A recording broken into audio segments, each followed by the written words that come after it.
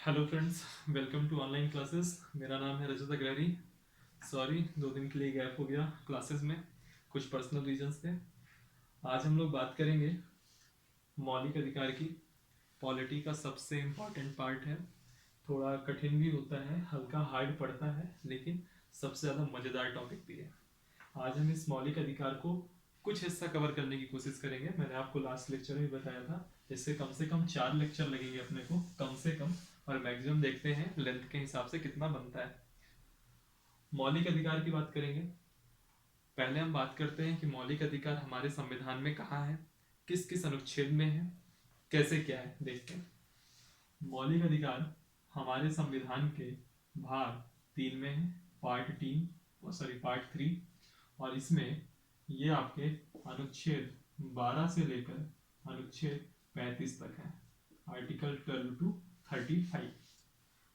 बहुत बेसिक चीज है, पता होनी चाहिए, कई बार वन लाइनर पूछ लेता है। भाग 3, अनुच्छेद 12 से आर्टिकल 12 से आर्टिकल 35। ये जो मौलिक अधिकार हैं, ये लिए कहाँ से गए हैं, इसमें भी एक बात कर लें। ये यूएसए से लिए गए हैं, अमेरिका के संविधान से लिए गए। ठीक। अब जो है, समझते हैं कि ये मौलिक अधिकार है क्या।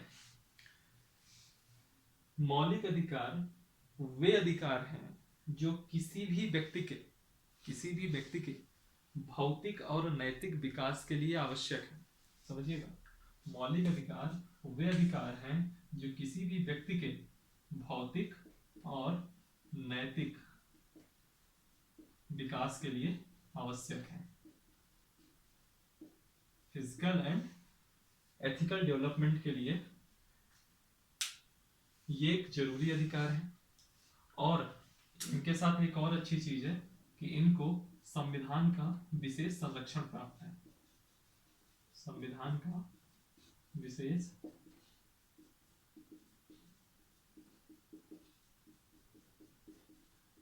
संरक्षण प्राप्त है इन्हीं मौलिक अधिकारों को। ठीक है, ये है मौलिक अधिकार की बेसिक डेफिनेशन, कि वे अधिकार जो कि व्यक्ति के भौतिक और नैतिक विकास के लिए आवश्यक है और जिन्हें संविधान का विशेष संरक्षण प्राप्त है। सवाल आता है ये मौलिक अधिकार है कहाँ, तो संविधान के भाग 3 में है। किस अनुच्छेद में है, अनुच्छेद 12 से अनुच्छेद 35 में है। कहाँ से लिए गए हैं, तो ये यूएसए से लिए गए हैं। ठीक है, ये बहुत बेसिक सी बात है, ये आपको पता होनी चाहिए। और ये वन लाइनर क्वेश्चन है और ये एक समझने की बात थी। आगे देखेंगे किस हिसाब से संरक्षण प्राप्त है, कैसे ये हम लोग के विकास के लिए आवश्यक है, जब हम एक एक आर्टिकल पढ़ेंगे। सबसे पहले हम बात करते हैं, बहुत लोगों के मन में क्वेश्चन होगा, ये सब तो ठीक है, अधिकार कितने टाइप के होते हैं। अधिकार, तो मैं आज आपको बता दूं, अधिकार राइट्स 4 प्रकार के होंगे, 4 टाइप्स। पहला पहला होगा संवैधानिक अधिकार। मैं एक एक लाइन नहीं लिखूंगा, मैं इसमें हम बोलूंगा, और अगर आप नोट्स बना रहे हो तो वीडियो थोड़ा सा रिवाइंड कर लीजिएगा और वापस से सुन लीजिएगा और लिख लीजिएगा। दूसरा है आपका कानूनी अधिकार, और कानूनी अधिकार को ही हम विधिक कहते हैं और इसको सांविधिक कहते हैं।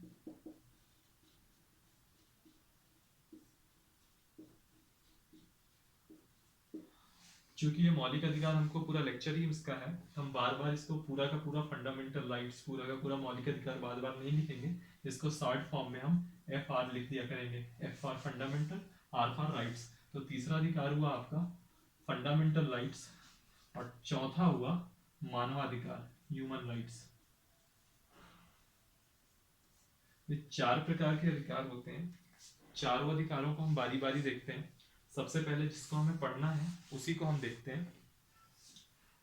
ये फंडामेंटल राइट्स है जो कि संविधान में दिया हुआ है, भाग 3 में, जब हमने बेसिक जानकारी ली थी, अनुच्छेद 12 से अनुच्छेद 35।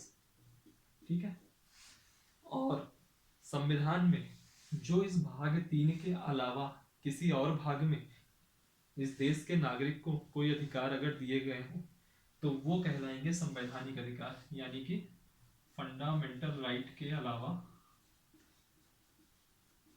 के संविधान द्वारा दिए अधिकार, संविधान द्वारा प्रदत्त अधिकार। ये समझिएगा, थोड़ा कंफ्यूजिंग है लेकिन समझिएगा। पूरा संविधान है, कई सारे भाग हैं। एक भाग 3 में मौलिक अधिकार है, तो ये मौलिक अधिकार हो गया भाग 3 में। भाग 3 के अलावा भी जो संविधान में भाग हैं, या अनुच्छेद 12 से अनुच्छेद 35 के अलावा जो आर्टिकल्स हैं, उनमें जो अधिकार हैं वो कहलाएंगे संवैधानिक, कॉन्स्टिट्यूशनल राइट्स। जैसे फॉर एग्जांपल आर्टिकल 300A, ये क्या है आपका, ये है आपका संपत्ति का अधिकार, संपत्ति का अधिकार। तो इतनी बात समझ में आई।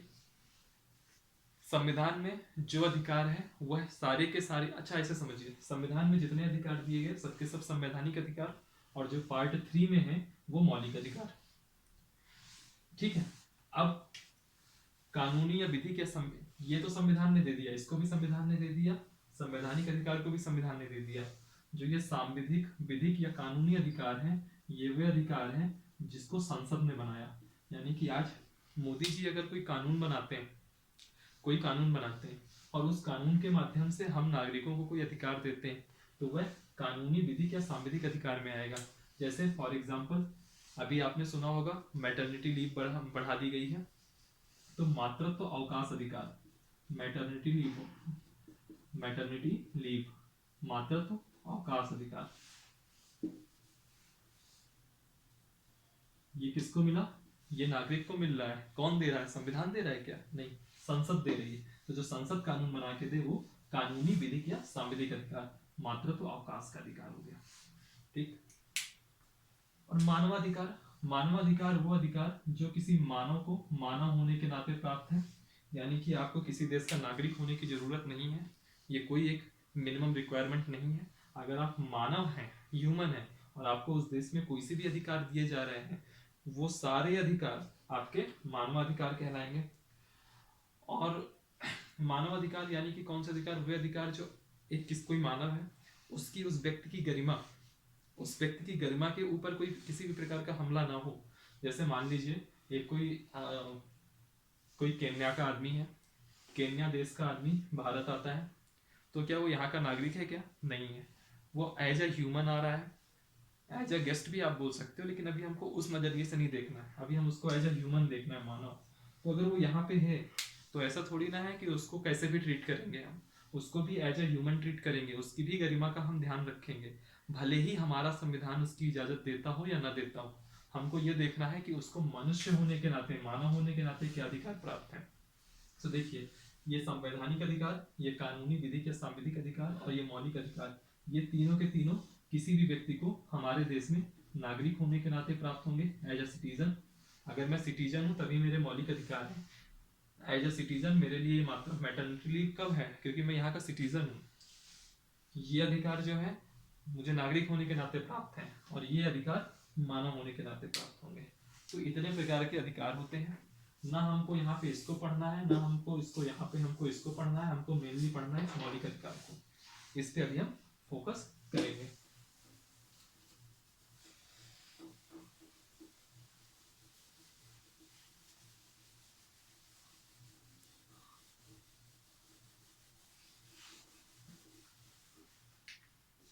सबसे पहले हम देखेंगे इस मौलिक अधिकार की विशेषताएं।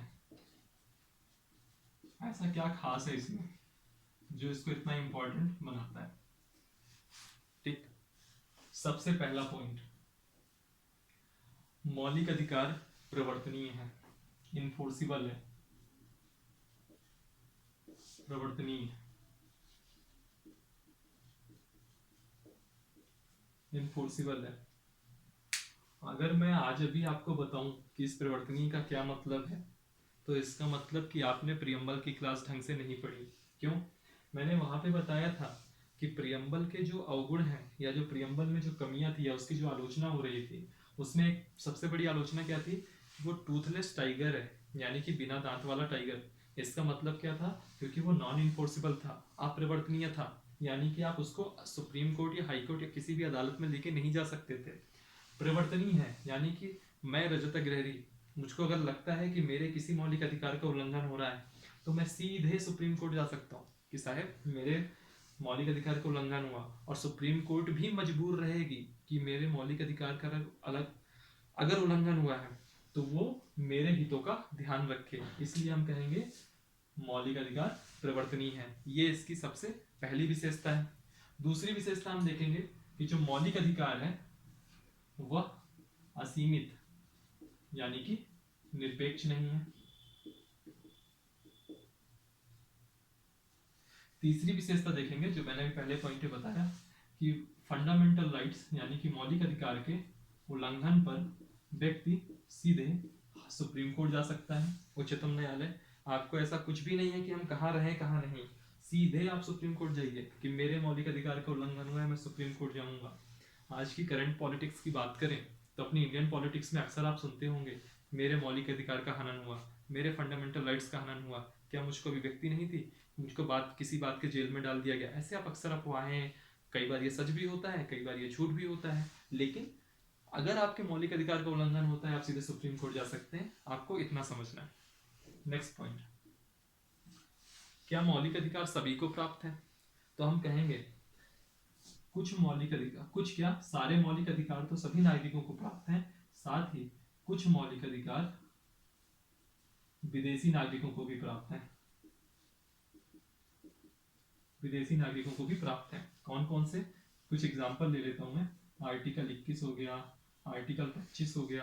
अब आपके मन में आ रहा होगा ये 21 में क्या है, 25 में क्या है, तो कुछ बात के लिए भी रखते हैं। अगला पॉइंट देखते हैं, मौलिक अधिकार हमेशा राज्य के विरुद्ध होंगे। जैसे रजत अग्रहरी के मौलिक अधिकार का उल्लंघन होगा, मैं सुप्रीम कोर्ट जाऊंगा, केस चलेगा, रजत अग्रहरी बनाम भारत संघ, मुझे मध्य प्रदेश राज्य से कोई दिक्कत होगी, रजत अग्रहरी बनाम मध्य प्रदेश राज्य, ठीक है, ये मामला चलेगा। साथ ही कुछ निजी व्यक्ति के विरुद्ध भी होते हैं, कुछ मौलिक अधिकार निजी व्यक्ति के विरुद्ध होते हैं। लेकिन कभी भी एग्जाम पेपर में आ जाए तो हमेशा देखिएगा, पीसीएस वगैरह में क्वेश्चन आया है कि मौलिक अधिकार किसके विरुद्ध जारी होते हैं, तो हमेशा उसमें राज्य के विरुद्ध ही सही लगाइएगा, ठीक है। अगर ऐसा ऑप्शन दिए है राज्य के विरुद्ध भी और साथ साथ में लिखा है राज्य के विरुद्ध साथ ही कुछ मौलिक अधिकार निजी व्यक्तियों के विरुद्ध भी होते हैं, तो आप लगा सकते हो टिक। लेकिन अगर कहीं भी केवल राज्य के विरुद्ध दिए है ना, तो राज्य के विरुद्ध ही लगाइएगा, वरना गलत हो जाएगा। ये थी मौलिक अधिकार की कुछ विशेषताएं, बहुत ही बेसिक विशेषताएं थी, लेकिन ये जरूरी था समझना। ये इनफोर्सिबल वाला पैटर्न याद रखिएगा, मैंने इसीलिए प्रस्तावना के टाइम पे इसको 5 मिनट एक्स्ट्रा देके बताया था कि अपरिवर्तनीय का मतलब है कि आप कोर्ट नहीं जा सकते हैं, न्यायालय के द्वारा आप ये एप्लीकेबल नहीं करवा सकते हैं, और यहाँ ये परिवर्तनीय है, ये इनफोर्सिबल है, यानी कि अगर मुझको लगता है कि मेरे मौलिक अधिकार का उल्लंघन हुआ है, मैं सीधे सुप्रीम कोर्ट जा सकता हूँ, और अक्सर लोग जाते रहते हैं, ठीक है। अब हम बात करते हैं मौलिक अधिकार हैं कितने कितने नहीं है, इस पे बात करते हैं। क्या है कि जो मूल संविधान था, मूल संविधान जो आप सबसे पहले अस्तित्व में देखे होंगे, उसमें 7 प्रकार के मौलिक अधिकार थे, 7 प्रकार के मौलिक अधिकार। फिर इसके बाद 44th अमेंडमेंट होता है, 44वां संविधान संशोधन होता है, 44th कॉन्स्टिट्यूशनल अमेंडमेंट 1978 में, ठीक है। तो इस समय article 19(1)(f), 19 clause 1 sub clause f, एक आर्टिकल है आर्टिकल 31, इन दोनों को मौलिक अधिकार से हटा दिया जाता है, इन दोनों को मौलिक अधिकार से हटा करके आर्टिकल 300A में डाल दिया जाता है। अब आर्टिकल 300A में डाल दिया जाता है जो कि संविधान के भाग 12 में है। अब आप सोच रहे होंगे ऐसा क्या रहा होगा, याद करिए, अभी मैंने पिछला रिवाइंड करेंगे वीडियो, तो जहां मैंने संवैधानिक अधिकार बताए थे वहीं पे बताया था 300A के बारे में। 300A क्या था, संपत्ति का अधिकार, यानी कि पहले संपत्ति का अधिकार एक प्रकार का मौलिक अधिकार था, लेकिन 44वां संविधान संशोधन होता है 1978, इसमें article 19 clause 1 sub clause f और आर्टिकल 31 हटाए जाते हैं, इससे मौलिक अधिकार से, और इस संपत्ति के अधिकार को कहाँ ले आते हैं हम लोग, संवैधानिक अधिकार में। तो अगर आपसे कोई पूछ ले आज की डेट में मौलिक संपत्ति का अधिकार क्या है, तो हम हमेशा कहेंगे संवैधानिक अधिकार है, ना कि मौलिक अधिकार। अगर कोई ये पूछ ले कि संपत्ति के अधिकार को मौलिक अधिकार से संवैधानिक अधिकार में किस संशोधन के द्वारा किया गया, तो 44वां संविधान संशोधन 1978 में। ठीक है, इसके बाद कुछ और भी संशोधन हुए जो इंपॉर्टेंट है हमारे लिए। एक संशोधन हुआ 86वां संविधान संशोधन, 86वां संविधान संशोधन 2002 में, 86th अमेंडमेंट 2002 में। ये किस लिए इंपॉर्टेंट है? ये इंपॉर्टेंट है कि इसके माध्यम से अनुच्छेद 21A जोड़ा गया, आर्टिकल 21A। और ये क्या था? ये था राइट टू एजुकेशन, यानी कि शिक्षा का अधिकार। और इस सब पे हम डिटेल पढ़ेंगे कि कौन कौन सा अधिकार है, क्योंकि हमको अभी आर्टिकल 12 से आर्टिकल 35 तक एक एक आर्टिकल देखने हैं। ठीक है, ऐसा कुछ है। अब हम बात करेंगे कि वर्तमान में फंडामेंटल राइट्स है कैसे, मतलब क्या स्थिति है इनकी, उसकी बात कर लेते हैं। एट प्रेजेंट, ये सब तो हम जनरली कॉन्स्टिट्यूशनल अमेंडमेंट की बात कर लिए। तो एट प्रेजेंट 6 प्रकार के मौलिक अधिकार हैं। ठीक है, देखिएगा कौन कौन सा, बहुत इंपॉर्टेंट है। कई बार ये जो टाइप लिखूंगा ना, इसी से क्वेश्चन आते हैं। जैसे हम लोग एसएससी वगैरह देते हैं, रेलवे देते हैं, पीसीएस एग्जाम देते हैं, तो ये केवल टाइप से ही क्वेश्चन आ जाता है। या फिर कोई पूछ लेगा ये आर्टिकल कौन सा है, ये आर्टिकल कौन सा है, बस बेसिक सी चीज।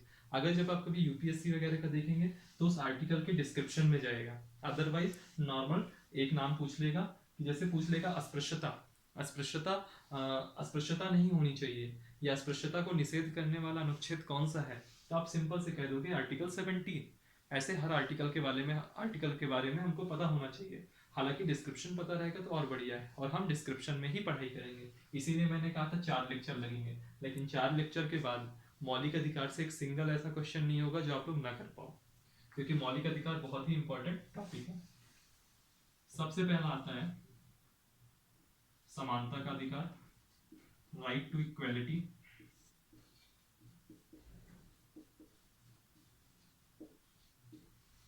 दूसरा आता है स्वतंत्रता का अधिकार, राइट टू फ्रीडम।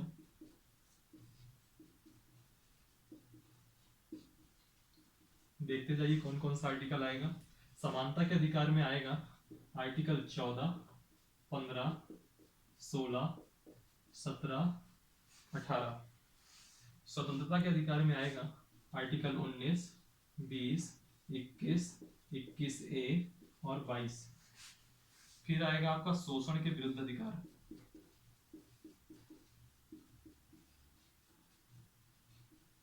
शोषण के विरुद्ध अधिकार में 2 आर्टिकल आएंगे आपके, आर्टिकल 23 और आर्टिकल 24। फिर आएगा आपका धार्मिक स्वतंत्रता का अधिकार,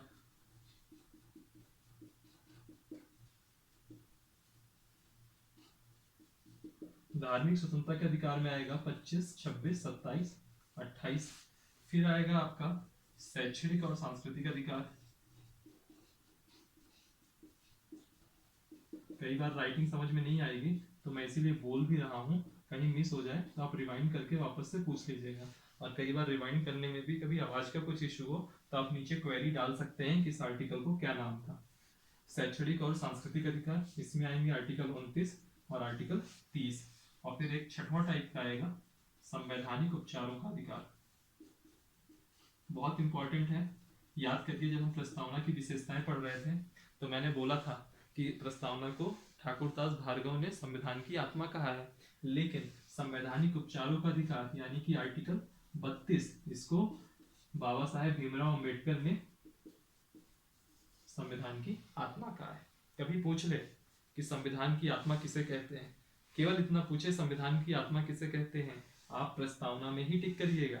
लेकिन कभी ये पूछ ले बाबा साहेब भीमराव अंबेडकर के अनुसार संविधान की आत्मा क्या है, तो आर्टिकल 32 है। ठीक है, ये 6 प्रकार के आपके फंडामेंटल राइट्स हुए।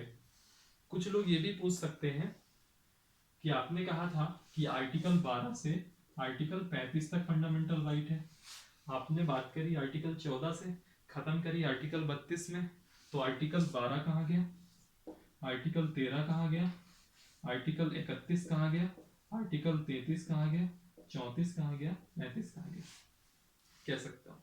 तो मैंने अभी आपको बताया 44वां संविधान संशोधन हुआ 1978 में, और ये आर्टिकल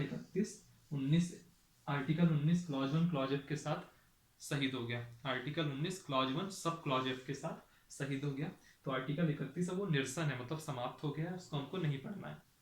हमको अभी अभी अब आप कहोगे कि चलिए अच्छा मान लिया आपकी बात की वो शहीद हो गया, तो ये सब आर्टिकल कहाँ है, तो मैं अभी आपको बता दूं, ये आर्टिकल 12, आर्टिकल 13, 33, 34, 35, ये सब के सब इसी मौलिक अधिकार का ही हिस्सा है। इनको भी हम पढ़ेंगे, लेकिन वो इन 6 टाइप के अंदर नहीं आएंगे, इनके बाहर आएंगे। इनको भी अभी हम एक एक आर्टिकल को अच्छे से देखेंगे।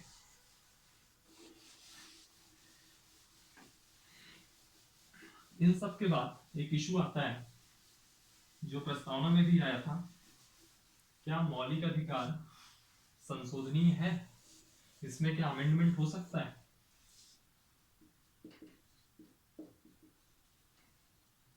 संशोधनीय है या नहीं? इसमें कई प्रकार के केसेस चले। सबसे पहले केस चला संकरी, हालांकि अब आप लोग बोल सकते हो, क्या बोल सकते हो कि अभी आपने बताया कि 86th अमेंडमेंट हुआ, 44th अमेंडमेंट हुआ, यानी कि वो इसी पे किया गया तो संशोधनीय होगा। ये आपने बहुत अच्छी बात बताई, मैं आपके ऊपर प्राउड हो गया मुझको। लेकिन कभी क्वेश्चन ऐसे समझने को हो जाए, क्या 1951 में पहला अमेंडमेंट तो 1978 में हुआ, तो क्या 1977 में भी अमेंडमेंट हो सकता है कि नहीं? तब तो बहस बन सकती थी कि नहीं बन सकती थी? आइए बात करते हैं इसमें। सबसे पहले शंकरी प्रसाद वर्सेस बनाम भारत संघ, ये केस चला था 1951 में। अब इस पर डिस्कशन हुआ कि क्या होगा या नहीं होगा, संशोधनीय होगा या नहीं होगा। तो इस केस में वर्डिक्ट आया सुप्रीम कोर्ट का कि प्रस्तावना मौलिक अधिकार संशोधनीय है। फिर एक केस आया बहुत फेमस था, सज्जन सिंह वर्सेस राजस्थान राज्य, 1965। इसमें भी कहा गया कि संशोधनीय है। फिर एक केस आता है, ये केस रहता है गोलकनाथ बनाम पंजाब राज्य, बहुत इंपॉर्टेंट केस होता है, और ये केस बहुत ही इंपॉर्टेंट होता है, एक नई प्रकार की डिबेट को जन्म देता है। बताता हूं क्यों। गोलकनाथ बनाम पंजाब राज्य 1967, यहां पे कहा गया मौलिक अधिकार संशोधनीय नहीं है, और यहीं से एक डिबेट जन्म ले ली कि संशोधनीय क्यों नहीं है। और ये भी बताऊंगा बाद में जब मेंस की क्लासेस चलेंगी कि ये वर्डिक्ट नो में क्यों आया, इसने क्यों कहा ऐसा कि ये संशोधनीय नहीं है, ये भी बताऊंगा, लेकिन तब अप्रैल के बाद जब ये मेंस की क्लासेस चलेंगी। 1967 हुआ। इसके बाद हमारा सबसे फेवरेट केस, बहुत बहुत बहुत बहुत इंपॉर्टेंट, जो पिछले क्लास में मैंने बताया था, केशवानंद भारती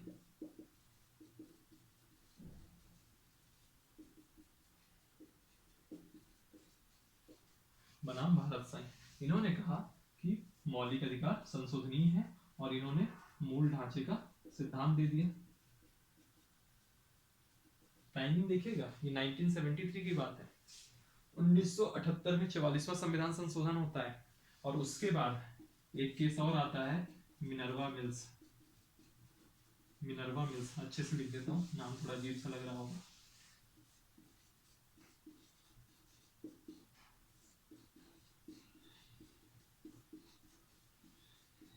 मिनर्वा मिल्स बनाम भारत संघ, ये बात थी 1980 की, और इसमें भी कहा गया कि मौलिक अधिकार संशोधनीय है, और इसके बाद इस पर कोई बहस का मुद्दा ही नहीं बचा, कोई वर्डिक्ट ही नहीं आया। लेटेस्ट वर्डिक्ट यही है, और इसी के आधार पे हम कहते हैं कि मौलिक अधिकार संशोधनीय है। तो आज की स्थिति क्या हुई, अगर हम आज वर्तमान प्रेजेंट की सिचुएशन की बात करें, तो पहली स्थिति है कि मौलिक अधिकार संशोधनीय है, अमेंडमेंट हो सकता है। दूसरी स्थिति, अगर कोई मूल ढांचा आता है, कोई कहीं पे बेसिक स्ट्रक्चर का पॉइंट आ गया, तो मौलिक अधिकार में संशोधन नहीं हो पाएगा। तीसरी बात, मौलिक अधिकार का जो भी संशोधन होगा वो विशेष बहुमत से होगा, ये याद रखिएगा, स्पेशल मेजॉरिटी से होगा।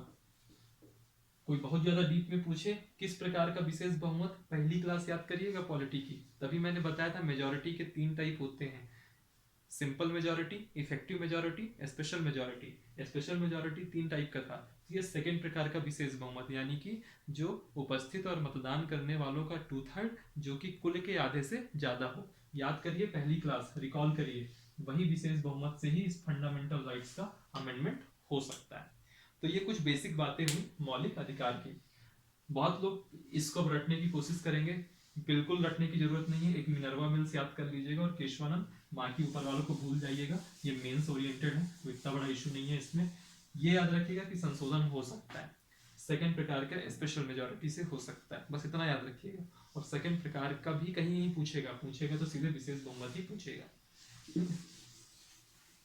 और अगर कहीं कोई मूल ढांचा आ गया तो उसमें संशोधन नहीं हो सकता। हो क्या नहीं सकता, पूरे संविधान में कहीं कोई भी मूल ढांचा आ गया तो केशवानंद भारती का मामला कहता है कि उसमें संशोधन हो ही नहीं सकता, चाहे पूरी की पूरी संसद ही क्यों ना कह दे। ठीक है,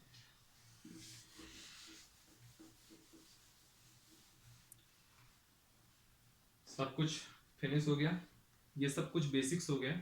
अब हम बात करेंगे सारे अनुच्छेदों को, अनुच्छेद 12 से लेकर अनुच्छेद 35 तक। ठीक है, और इसका भी हमको ध्यान रखना है कि क्लास बहुत ज्यादा लंबी ना हो जाए। तो आज जितने भी कुछ आर्टिकल हो जाएंगे 12, 13, 14 जो भी होते हैं मैं देखता हूँ। सबसे पहले हम बात करते हैं आर्टिकल 12, आर्टिकल 12। आर्टिकल 12 बहुत ही सिंपल आर्टिकल है, बिल्कुल धीरे धीरे बोलूंगा मैं ताकि मैं बोलता जाऊं और आपको भी काफी हद तक याद होता रहे। और कुछ नहीं करिएगा, एक पेन कॉपी लीजिए, प्रॉपर नोट्स बनाइए। आप कभी भी कोई एग्जाम देने जाइए, इसको रिकॉल करिए, सब याद रहेगा। कोई बहुत बड़ी चीजें नहीं कर रहा मैं। आर्टिकल 12 बहुत ही सिंपल सी एक लाइन कि इस आर्टिकल में राज्य की परिभाषा दी गई है, यानी कि राज्य में कौन कौन आएगा। ठीक है, अब राज्य की परिभाषा अगर दी गई है तो राज्य में कौन कौन आएगा देखिएगा। 3 लोग आएंगे।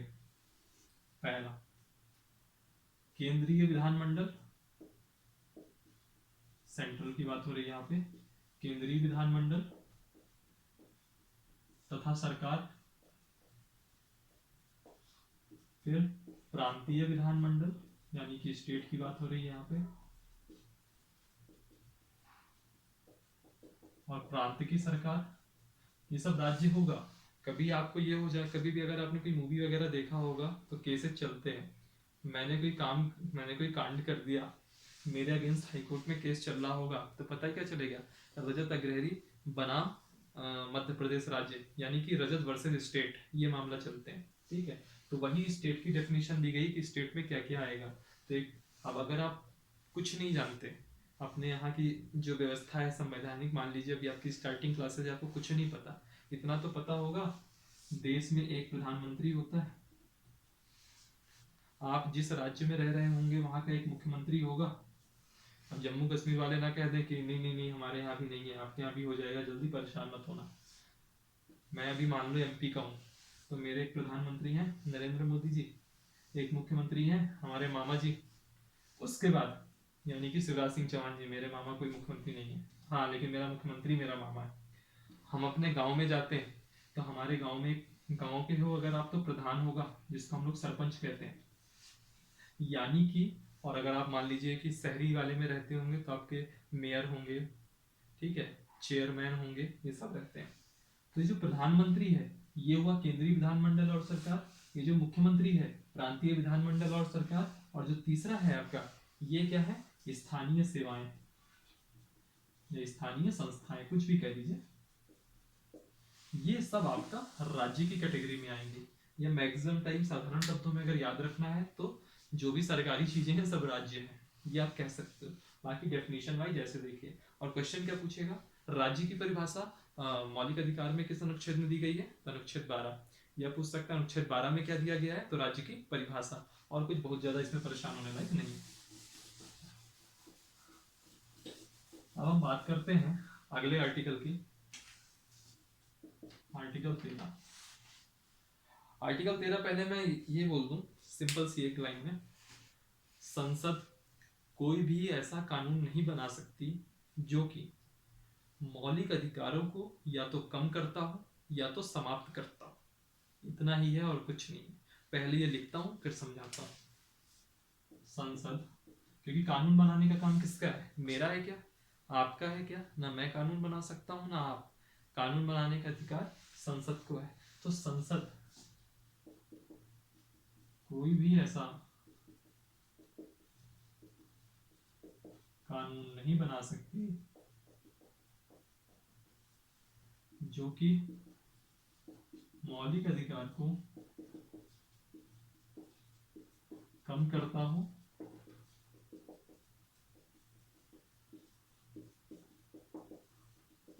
या समाप्त करता हो।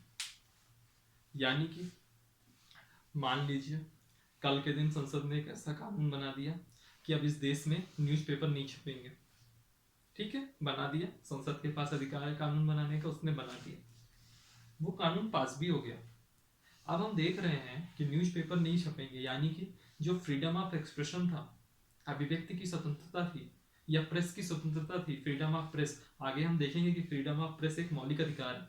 तो अब फ्रीडम ऑफ प्रेस पे आपने हमला किया, यानी कि आपने मौलिक अधिकार को कम कर दिया या एक प्रकार से समाप्त कर दिया, या आपने इन पे कोई ऐसा रिस्ट्रिक्शन लगा दिया जो जबरदस्ती का रिस्ट्रिक्शन हो, जो इस संविधान के बाहर का रिस्ट्रिक्शन हो। क्योंकि जब मैं अभिव्यक्ति की स्वतंत्रता बताऊंगा तो हर एक स्वतंत्रता पर कुछ लिमिटेशन लगे होंगे, उन लिमिटेशन के अकॉर्डिंग कोई कानून बना हो तो कोई बात नहीं, उनके अलावा के लिए अगर कोई कानून बना दिया गया हो, यानी कि आपने फंडामेंटल राइट्स पे हमला किया, और तो तुरंत वो कानून को पहली बात तो संसद बनाएगी ही नहीं, क्योंकि संसद के पास अधिकार ही नहीं है और ऐसा कुछ कानून बनाने का। और अगर संसद ने बना दिया, सुप्रीम कोर्ट 1 मिनट में उस कानून को रद्द कर देगी, कहेगी कि आपने मौलिक अधिकारों का हनन किया, मौलिक अधिकारों को समाप्त किया, तो आपका ये कानून जो है बिल्कुल सही नहीं है, ये संवैधानिक ही नहीं है, ये अनकॉन्स्टिट्यूशनल है, और वहीं पे वो कानून रद्द हो जाएगा।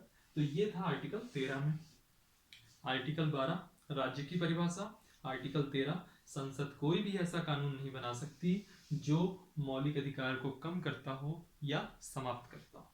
खत्म। ये थे आपके 12 और 13। इसके बाद आते हैं समानता का अधिकार, जो मेन आर्टिकल आपके चालू होते हैं।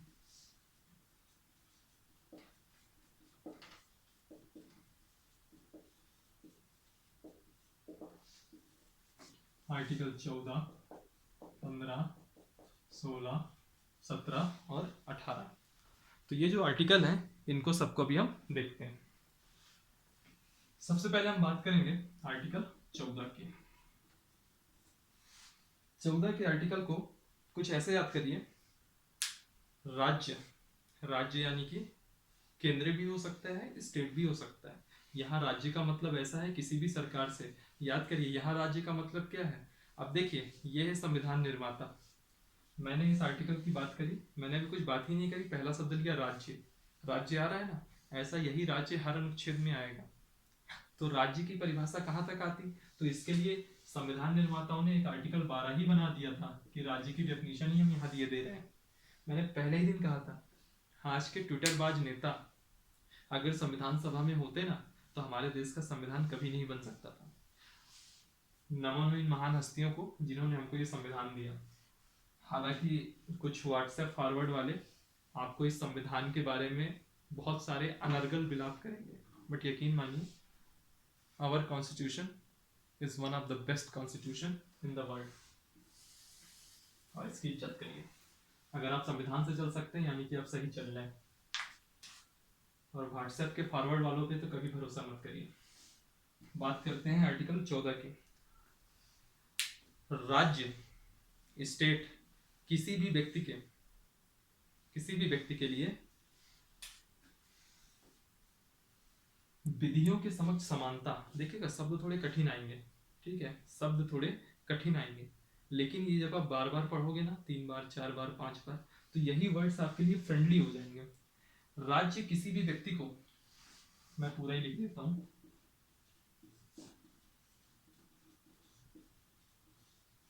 राज्य किसी भी व्यक्ति को विधियों, इसी विधियों का ही मतलब होता है विधि, यानी सुना होंगे आप रविशंकर प्रसाद विधि मंत्री हैं, उन्हीं को कानून मंत्री भी कहते हैं। विधि यानी कि कानून। राज्य किसी भी व्यक्ति को विधियों यानी कि कानूनों के समान संरक्षण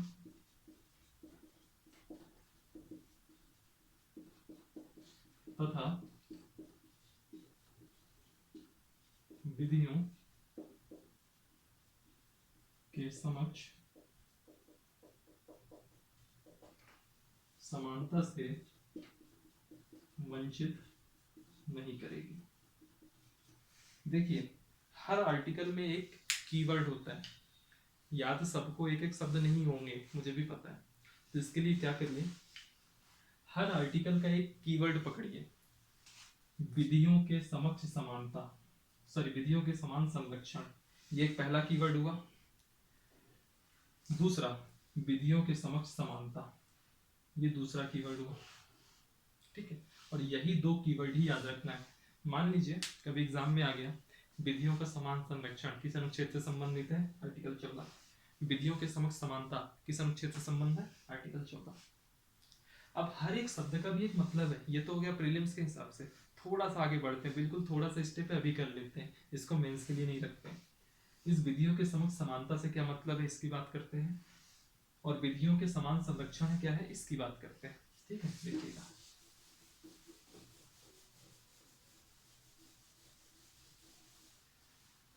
देखिएगा अभी अच्छे से, बहुत बेसिक चीज है, कर लीजिएगा। जो मैं पॉइंट्स बता रहा हूँ ना, ये यूपीएससी एस्पिरेंट्स को भी डाउट रहते हैं इसमें, कई बार वो कंफ्यूजन आ जाता है और भूल जाते हैं। दो कीवर्ड मिले हमको, दो कीवर्ड मिले हमको। पहला मिला विधियों यानी कि कानून, विधियों के समक्ष समानता, और दूसरा कीवर्ड मिला विधियों का समान संरक्षण।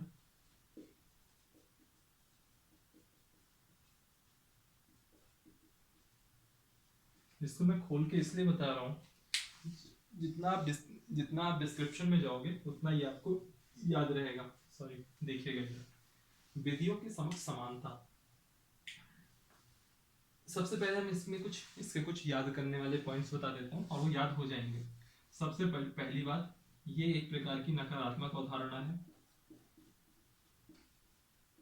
मैं इसकी बात कर रहा हूँ विधियों के समक्ष समानता की, ये एक नकारात्मक अवधारणा है। देखिए अब आपके आधे लोग के मन में तो ये आ गया होगा नकारात्मक अवधारणा यानी कि आर्टिकल 14 के इस वर्ड में कुछ ना कुछ तो गड़बड़ है। गड़बड़ कुछ नहीं है। मैं आपसे कह रहा हूं कि भाई कभी झूठ मत बोलो, झूठ मत बोलो। तो क्या मैं आपको गलत सलाह दे रहा हूं क्या? झूठ नहीं बोलना एक अच्छी आदत हुई कि नहीं हुई? लेकिन मैंने यहाँ पे एक मत बोलो यानी कि एक नेगेटिव, झूठ नहीं बोलो, एक नहीं वर्ड आ गया कि नहीं आ गया, ये नेगेटिव है, इसलिए इसको नकारात्मक अवधारणा कहते हैं। ठीक है, जैसे सत्य नहीं बोलो, ये बात गलत है लेकिन सत्य नहीं बोलो, ये भी एक नकारात्मक अवधारणा है कि बीच में नहीं वर्ड आ गया। बात करिए जो अपन 6-7 में इंग्लिश पढ़ा करते थे, simple tense, negative tense, interrogative tense. Negative tense क्या होता था, बीच में अगर ना नहीं वर्ड आ जाता है तो हम उसको नेगेटिव टेंस मानते थे। वैसा ही इसको नकारात्मक अवधारणा मानिए। क्यों? ये कहता है किसी भी व्यक्ति को विशेषाधिकार प्राप्त नहीं होंगे।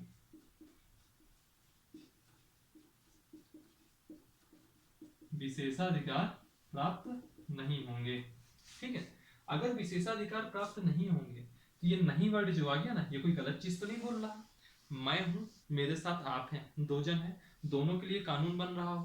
तो अगर दोनों के लिए कानून बन रहा है, दोनों के लिए बराबर हो तो बढ़िया है। अगर मेरे पक्ष में बनने लगे, आपके पक्ष में ना बने, यानी कि मुझको एक विशेषाधिकार दिया गया, तो जो मुझको विशेषाधिकार दिया गया तो वो नहीं होना चाहिए, ये आर्टिकल कहता है। और नहीं होना चाहिए इसी वजह से ये नकारात्मक अवधारणा है। ये लिया कहां से गया है? ये लिया गया है आपका ब्रिटेन से। पूछ लेता है विधियों के समक्ष समानता किस देश से लिया गया है, तो ये ब्रिटेन से लिया गया है। और इस कॉन्सेप्ट को दिया किसने था? तो डाइसी महोदय ने दिया था। सवाल आता है डाइसी है कौन? डाइसी बहुत बड़े संविधान वेत्ता थे। ठीक है, ये है विधियों के समक्ष समानता। अब एक टॉपिक यहाँ आता है विशेषाधिकार प्राप्त नहीं होंगे। क्या हमारे देश में विशेषाधिकार प्राप्त नहीं है? सोचिए जरा, क्या हमारे देश में लोगों को विशेषाधिकार नहीं मिलते? क्या आपको कभी कभी नहीं लगता कि मैं सेकंड क्लास सिटीजन की तरह हूँ, सामने वाला प्रॉपर इंडिया का सिटीजन जैसे उसको ट्रीटमेंट मिल रहा है और हमको सेकंड क्लास सिटीजन की तरह मिल रहा है? होता है ऐसा कानून बनाते समय होता है। दरअसल क्या होता है, विशेषाधिकार समाज में अगर मैं दो कैटेगरी बांटूं, एक हो सकता है पावरफुल यानी कि जो सक्षम है, यानी कि एक सबल वर्ग हुआ। एक जो कमजोर है, वीक आदमी है, यानी कि निर्बल वर्ग हुआ। मान लीजिए मैं सबल हूं, मेरा साथी है वो निर्बल है। तो अगर मेरे पक्ष में कानून बना, कोई भी चीज मेरे पक्ष में बना, मुझे कोई विशेषाधिकार दिया गया, तो मुझे विशेषाधिकार अगर मिलेगा तो मैं और अमीर हो जाऊंगा, वो बंदा तो उतना ही गरीब है, यानी कि हम दोनों के बीच की खाई और बढ़ेगी, यानी कि असमानता बढ़ेगी।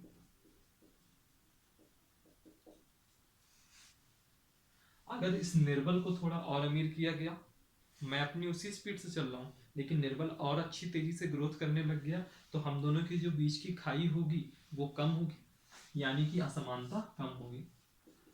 तो क्या है कि जो ये विशेषाधिकार है ये भी दो तरीके से हो सकते हैं, एक सबल के पक्ष में, एक निर्बल के पक्ष में। अगर सबल के पक्ष में है मजबूत आदमी के तो इनइक्वालिटी बढ़ती है, असमानता बढ़ती है। निर्बल के पक्ष में है तो असमानता घटती है। ये कॉन्सेप्ट भी हम देख सकते हैं। ये था विधियों के समक्ष समानता का कॉन्सेप्ट। अब बात करते हैं विधियों का समान संरक्षण का कॉन्सेप्ट। विधियों का समान संरक्षण, वापस से लिख देता हूं इसको। नोट्स प्रॉपर बनाइएगा, वरना इस क्लास के लेक्चर का कोई मतलब नहीं है। और अगर आप नोट्स बना रहे हैं, यकीन मानिए आप पॉलिटी को ऐसे पढ़ेंगे 4 पन्ने आपका पूरा हो जाएगा। विधियों का समान संरक्षण सिंपल भाषा में समझिए, ये एक प्रकार की सकारात्मक अवधारणा है। सकारात्मक अवधारणा है। दूसरी चीज, इसका अर्थ क्या है? समान परिस्थितियों में हर व्यक्ति के साथ कानून समान रूप से व्यवहार करेगा और कुछ नहीं। समान परिस्थितियों में हर व्यक्ति के लिए कानून समान रूप से लागू होगा और कुछ नहीं। यही है विधियों का समान संरक्षण। और ये कहां से लिया गया है? ये आपके अमेरिका से लिया गया है। That's it.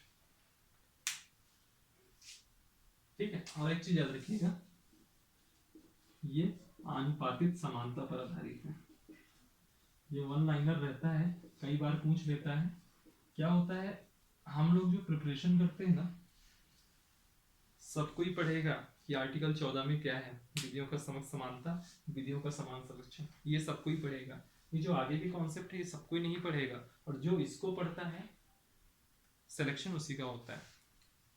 मान लीजिए 100 क्वेश्चन आ रहा है, आपको क्या लगता है इन 100 में अगर कट ऑफ जा रहा है 70 क्वेश्चंस का मान लीजिए, तो इस 100 में कम से कम 45 से 55 क्वेश्चन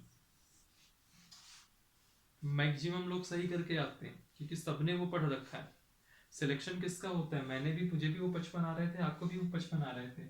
जिसको वो नेक्स्ट 15 क्वेश्चन जो ये 70 को पहुंचने में लगे, जिसको ये 15 आ गए ना, सिलेक्शन उसी का होता है। बाकी 55 तो हर कोई कर लेगा, हर कोई। हाँ, अगर आप 55 भी नहीं कर पा रहे तो आपकी तैयारी में गंभीर दोष है। इस 15 के लिए अगर फाइट करनी है तो इतना डिटेल में पढ़ना पड़ेगा, वरना मुझे भी एक स्लाइड बनानी होती और लिख देता आर्टिकल 14 ये, 15 ये, 16 ये, 17 ये, 18 ये। जितने में मैं केवल आर्टिकल 14 समझा रहा हूँ, इतने में पूरा समानता का अधिकार खत्म कर दिया होता। ठीक है, तो थोड़ा मन लगाइए और अच्छे से इसको कंप्लीट करिए। और कोई भी क्वेरी वगैरह हो तो जरूर आप पूछिए। आर्टिकल 14 हो गया। अब हम बात करते हैं आर्टिकल 15 की। आर्टिकल 15 कहता है कि राज्य अपने नागरिकों के बीच धर्म, मूलवंश, जाति, लिंग, निवास, धर्म, मूलवंश, जाति, लिंग, निवास, और एक क्या था, एक पॉइंट और, हाँ, जन्म स्थान। वैसे ये निवास के साथ हो गया ना, तो यही कवर हो जाएगा, कोई इतना बड़ा इशू नहीं है। राज्य अपने नागरिकों के बीच धर्म, मूलवंश, जाति, लिंग, जन्म स्थान के आधार पर सार्वजनिक स्थलों में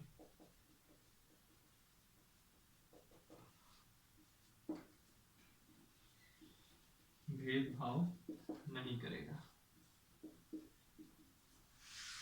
कीवर्ड देखिए, मैंने क्या कहा हर आर्टिकल में कीवर्ड। पिछले आर्टिकल के कीवर्ड बताए, अब इस आर्टिकल का कीवर्ड सुनिए याद रखने के लिए। आर्टिकल 15 राज्य, ये वर्ड कॉमन हो गया अब तो, अपने नागरिकों के बीच कोई बहुत बड़ी चीज नहीं है। धर्म, मूल वंश, जाति, लिंग, जन्म स्थान, इन सब के आधार पर, ये भी आपको याद ही रहेगी, कोई बहुत बड़ा इशू नहीं है। कीवर्ड क्या है? सार्वजनिक स्थलों पर, सार्वजनिक स्थल वगैरह में जाने पर कोई भी भेदभाव नहीं करेगा, ये है कीवर्ड। तो जब हम याद कर रहे होंगे कभी, तो कैसे याद करेंगे यार? एक आर्टिकल 12 था, राज्य की परिभाषा। आर्टिकल 13, संसद कोई ऐसा कानून नहीं बना सकती जो मौलिक अधिकार को कम करता हो या समाप्त कर सकता हो। आर्टिकल 14, विधियों का समान संरक्षण, विधियों के समक्ष समानता। आर्टिकल 15, सार्वजनिक स्थलों में भेदभाव नहीं होगा। जब हम आर्टिकल 16 पढ़ेंगे, आर्टिकल 16, रोजगार में भेदभाव नहीं होगा। आर्टिकल 17, अस्पृश्यता। आर्टिकल 18, उपाधियों का निषेध। ऐसे करके याद करना है, पूरी लाइन याद रहे जरूरी नहीं है, की पॉइंट याद रहना चाहिए। की पॉइंट याद है, ऑटोमेटिकली आप सही कर दोगे। आते हैं इस पे, राज्य अपने नागरिकों के बीच में धर्म, मूल वंश, लिंग, जन्म स्थान के आधार पर सार्वजनिक स्थलों में भेदभाव नहीं करेगा, ये कहता है ये आर्टिकल। लेकिन इसमें कुछ अपवाद है।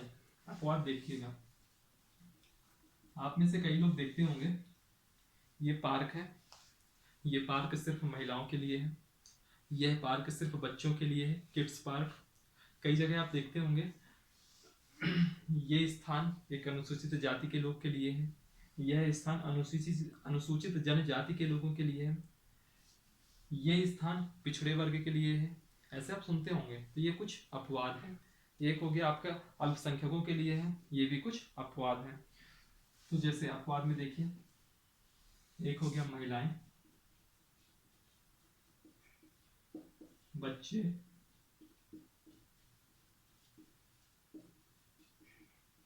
अनुसूचित जाति, जनजाति, पिछड़े वर्ग के लोग, इनके पक्ष में भेदभाव किया जा सकता है। ठीक, इसी के आधार पे एक 93वां संविधान संशोधन होगा,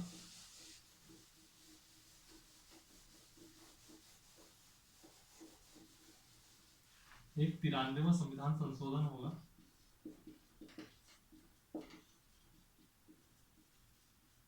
2005 में, और यहां से एक आर्टिकल जोड़ा जाएगा, आर्टिकल 15 क्लॉज 5। इसमें अभी एक और आर्टिकल जोड़ा गया है बाद में, उसकी हम बाद में डिस्कस करेंगे जब हम करंट इशू की बात करेंगे। इसमें कहा गया आर्टिकल 15 क्लास 5 में कि जो भी आपके पिछड़े वर्ग के बच्चे होंगे, आपने अक्सर सुना होगा ओबीसी वगैरह, इन सब के लिए, पिछड़े वर्ग के बच्चों के लिए शिक्षण संस्थान में, जो एजुकेशनल इंस्टीट्यूट्स हैं उसमें, शिक्षण संस्थान में आरक्षण दिया जा सकता है। ये आर्टिकल कब जोड़ा जा रहा है? 2005 में।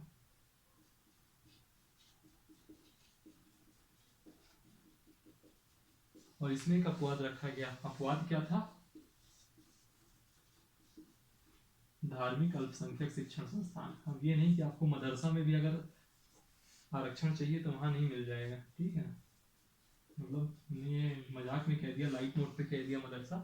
कई सारे ऐसे इंस्टीट्यूट्स है, कई सारी ऐसी यूनिवर्सिटीज हैं जो माइनॉरिटीज के लिए, अलीगढ़ मुस्लिम यूनिवर्सिटी ऐसे करके, तो वहां पर जो पिछड़े वर्ग हैं उनके लिए आरक्षण नहीं है। तो जो धार्मिक अल्पसंख्यक शिक्षण संस्थान है उनके लिए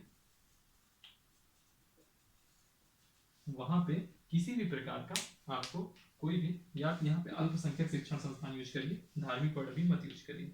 तो जो अल्पसंख्यक शिक्षण संस्थान है उनको अपवाद किया गया, ठीक है। यहाँ पे पिछड़े वर्ग के बच्चों के लिए आरक्षण नहीं है, लेकिन जितने और भी इंस्टीट्यूट हैं, शिक्षण संस्थान है, 93वां संविधान संशोधन 2005 कहता है आर्टिकल 15 क्लॉज 5, यहाँ पे इनको आरक्षण दिया जाएगा।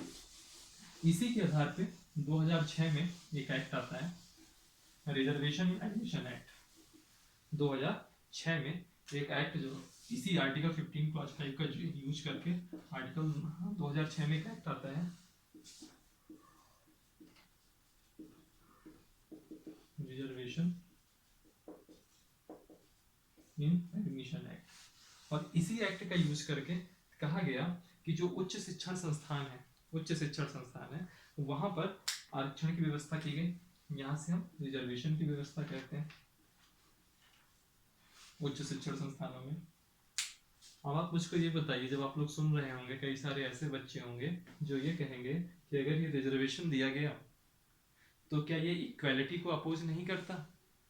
क्या ये समानता के विरुद्ध नहीं है? तो क्या ये वायलेशन नहीं है समानता के विरुद्ध, समानता के अधिकार का? अच्छा क्वेश्चन है। इसी के चक्कर में केस चल गया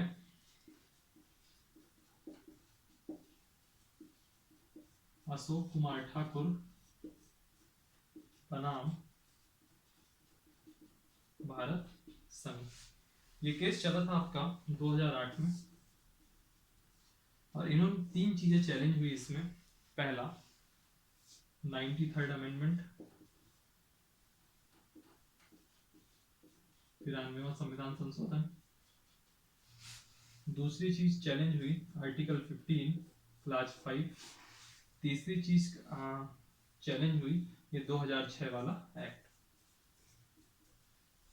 ये 3 चीजें इसमें चैलेंज हुई, और इसमें सुप्रीम कोर्ट ने वर्डिक्ट किया कि ये तीनों के तीनों चीजें बिल्कुल सही है, यानी कि 93वां संविधान संशोधन भी सही है, उसके द्वारा जो अनुच्छेद 15 क्लास 5 जोड़ा गया वह भी सही है, यानी कि आप उच्च शिक्षण पिछड़े वर्ग के जो लोग हैं उनको शिक्षण संस्थानों में आरक्षण दिया जा सकता है, और उसी का यूज करके जो 2006 में रिजर्वेशन एडमिशन एक्ट आया वह भी बिल्कुल सही है। तो हम इसको सुप्रीम कोर्ट के माध्यम से जस्टिफाई करेंगे, और चूंकि सुप्रीम कोर्ट ने ऐसा कहा है तो भाई बनी सी बात है कि ये समानता के अधिकार का उल्लंघन नहीं करता होगा। ठीक है। अब इसके बाद आता है आर्टिकल 16, फिर आर्टिकल 17 और फिर आर्टिकल 18 इसी एक्ट का। 16, 17, 18, फिर उसके आगे और भी आर्टिकल है, 35 तक है। तो इसको हम कल की क्लास में देखेंगे। ये क्लास की लेंथ काफ़ी बड़ी हो गई है, तो इनको हम कल के क्लास में देखेंगे। और आपके लिए जो भी चीज़ें हैं, कोई भी क्वेरी है, किसी भी आर्टिकल को समझने में दिक्कत हो रही है, आप मुझे मैसेज करिए, मैं आपको इसको बताऊंगा, मैसेज में तुरंत रिप्लाई करूंगा। इसी वीडियो के डिस्क्रिप्शन में एक आपको टेलीग्राम की लिंक होगी, उसको जरूर ज्वाइन करिए। उसमें करंट अफेयर के अच्छे अपडेट आ रहे हैं, वो आपके एग्जाम के लिए काफ़ी महत्वपूर्ण होंगे, खासतौर पे जो एमपी ओरिएंटेड एग्जाम है और जो यूपीएससी वगैरह पूरे देश के करंट अफेयर है, ऐसा नहीं है केवल एमपी का है, लेकिन एमपी के लिए भी काफ़ी है। उसके अलावा उसी में एक फेसबुक का पेज की लिंक दी होगी, उस फेसबुक पेज में जाइए और उसमें भी लिंक करिए, उसमें लेटेस्ट अपडेट आते रहेंगे आपको। और इन सब के अलावा उसमें इंस्टाग्राम का भी पेज दिया होगा, तो उसको भी जरूर ज्वाइन करिए। और कोई भी क्वेरीज हो तो आप मैसेज करिए, मैं जैसे ही वो मैसेज देखूंगा आपको रिप्लाई करूंगा। ये वीडियो अगर पसंद आया हो लाइक करिए, कमेंट करिए, शेयर करिए, और इस पेज को, चैनल को सब्सक्राइब जरूर करिए, और बेल आइकन की घंटी जरूर बजाइएगा। साथ ही इस चैनल को ज़्यादा से ज़्यादा शेयर करिए। Thank you. हंसते रहिए और पढ़ते रहिए।